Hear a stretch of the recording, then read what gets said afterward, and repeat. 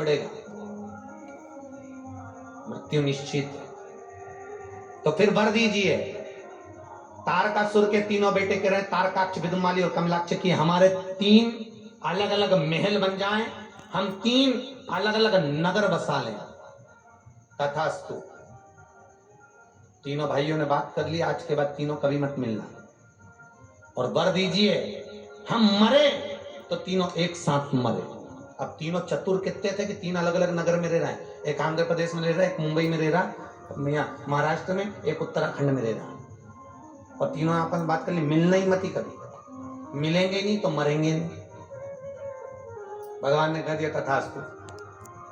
अब भगवान तथास्तु तो कह दिया, मतलब मरेंगे जरूर। इनने इतना उपद्रव मचाया अपनी अपनी नगरी में, इतना उपद्रव मचाया, इतना उपद्रव मचाया कि सारे देवता भगवान शंकर के पास पहुंच गए। भोलेनाथ, शिव, शंकर, शंभु। शिव जी बोले, बोलो क्या बात है, इनको मारना है। शंकर भगवान बोले, मारना है, परंतु ये तीनों एक जगह इकट्ठे मिले तब तो मरे, क्योंकि बने इनको कि मरेंगे तो तीनों एक साथ मरेंगे।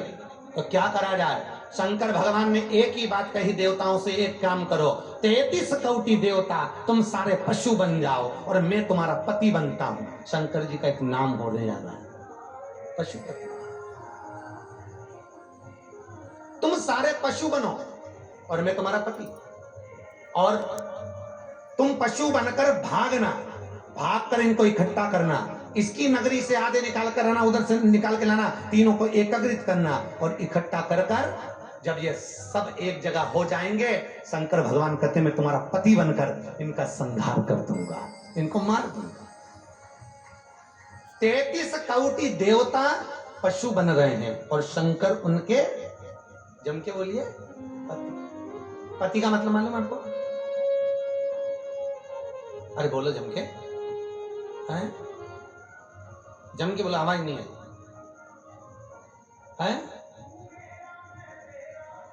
हाँ देना जरा, देना। पति का मतलब सुन लूं मैं भी अच्छे से।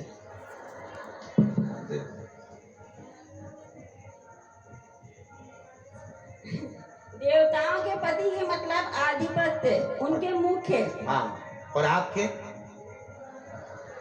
हमारे पति तो हमारे पति है महाराज। अरे राधे राधे। नहीं नहीं, हम ये पूछ रहे हैं पति का मतलब क्या?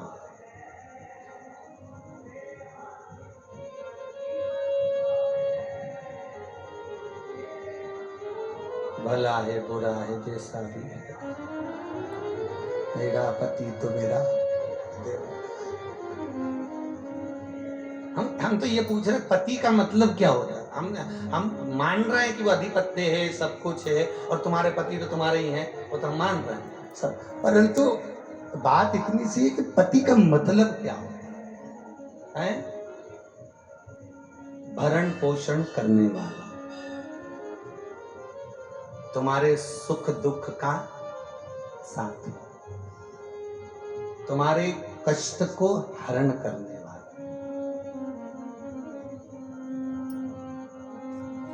हर पल हर घड़ी तुम्हारे साथ रहने वाला। कितना सुंदर लिखा है देवी भागवत में कि नारी की मांग में जो सिंदूर होता है, मस्तक पर जो बिंदी होती है, हाथ में जो चूड़ा होता है, गले में जो सूत्र होता है, पाँव में जो बिछुड़ी होती है, ये नारी भले अकेली रहती हो, कहीं जा रही हो, पर उसका पति उसकी परछाई के साथ चलता है, परछाई के साथ में चलता है।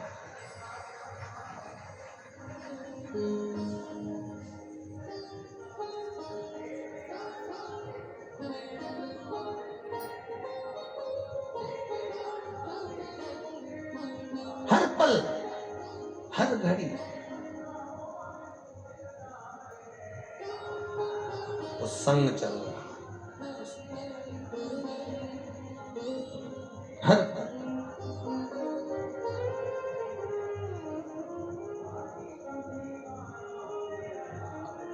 एक माता जी ने हमसे प्रश्न किया था, महाराज जी नारी की पहचान तो उसके मंगलसूत्र और चूड़ी और बिछुड़ी और सबसे हो जाती है, पर पति कैसे पहचान में आता है कि इसकी शादी हो गई?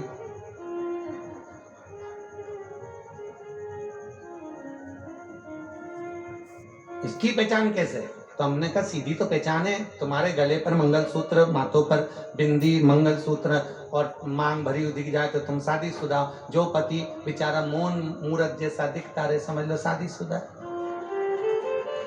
उसमें क्या दिक्कत? शादी के पहले ऐसा खिलखिलाता था बेचारा, सबसे बैठ के बात कर लेता था। जब भी कोई ऐसा दबा हुआ व्यक्ति दिखे, समझ लो शादी हो गई।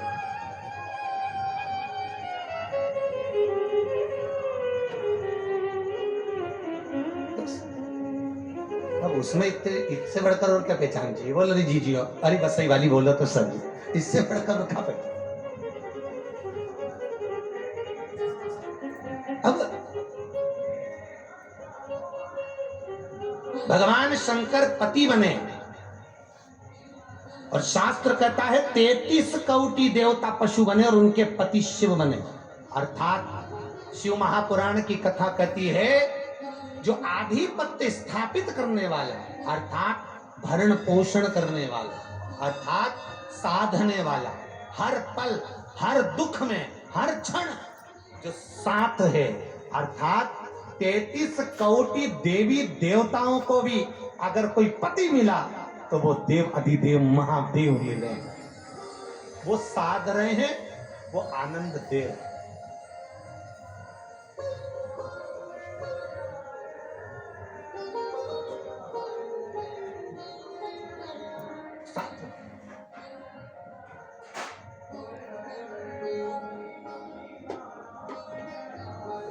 सारे देवता भगवान शंकर को बहुत धन्यवाद देते हैं। सारे देवता किसको धन्यवाद देते हैं? शिव जी को। शिव जी को क्यों धन्यवाद देते हैं? शंकर को क्यों धन्यवाद दिया जाता है? क्योंकि शंकर कहाँ रहते हैं? पृथ्वी पर। पृथ्वी के देव महादेव और शंकर भगवान को इसलिए साधुवाद देते हैं कि हम जिस जगह पर रहते हैं वहां जो भोजन प्राप्त होता है सुंदर सुंदर आभूषण और रतन से जड़ा हुआ प्राप्त होता है, पर जो भगत भोग लगाता है लड्डू पेड़ा गुलाब जामुन इमरती भजिया पकोड़ा जलेबी, ये अन्न का भाग बनाकर जब मेरे सामने लेकर आता है वो भाग केवल पृथ्वी से ही प्राप्त होता है। इसलिए आपको धन्यवाद है, आप भरण पोषण करने वाले हो। भगवान शंकर पशुपति बन गए और पशुपति नाथ बनकर भगवान चले, तीनों इकट्ठे हुए। शंकर भगवान ने बड़े नंदी का रूप रखा, रूप रखकर अपने 2 सींग से हिरण्याक्ष, यहाँ पर तारकासुर के पुत्र तारकाक्ष विदुम्माली को 2 सींग दिए। इतने में कमलाक्ष की नीचे से निकल गए। भगवान जो नंदी का बड़ा रूप रखकर गए थे उनके पैर के नीचे से कमलाक्ष की निकला और कमलाक्ष की जैसे निकल कर गया, पीछे से जाकर एक फरसा उठाकर कमलाक्ष की ने शंकर भगवान का सिर काट दिया। सिर कटते से लुढ़कता हुआ नेपाल में चले गए। शंकर जी के चारों पांव जो भगवान नंदी का रूप लेकर आए थे, बड़े नंदी का चारों पांव नीचे टिक गए, जो केदारेश्वर के रूप में हो गए। कभी आप केदारनाथ जी जाएंगे तो वहां शिवलिंग जो आप दर्शन करेंगे, शंकर भगवान का स्वरूप जब देखेंगे तो आपको ऐसा लगेगा जैसे कोई बेल के पीठ पर एक भाग उभरा हुआ होता है, पीठ का वो भाग भगवान नीचे बैठे हैं और वो पीठ का भाग उभरा हुआ सम्मुख में। केदारेश्वर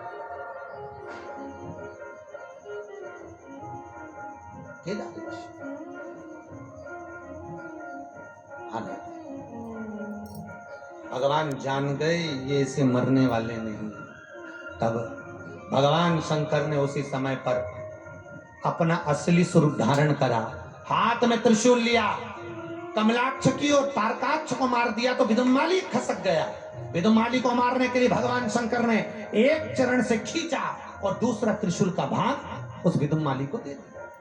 देते प्राण छूट गए। देवताओं ने पुष्पों की वृष्टि कर दी, गंधर्व दान कर दी, अप्सरा नृत्य कर दी। चारों तरफ सुख समाहित हो गया, आनंद स्थापित हो गया, आनंद समाहित।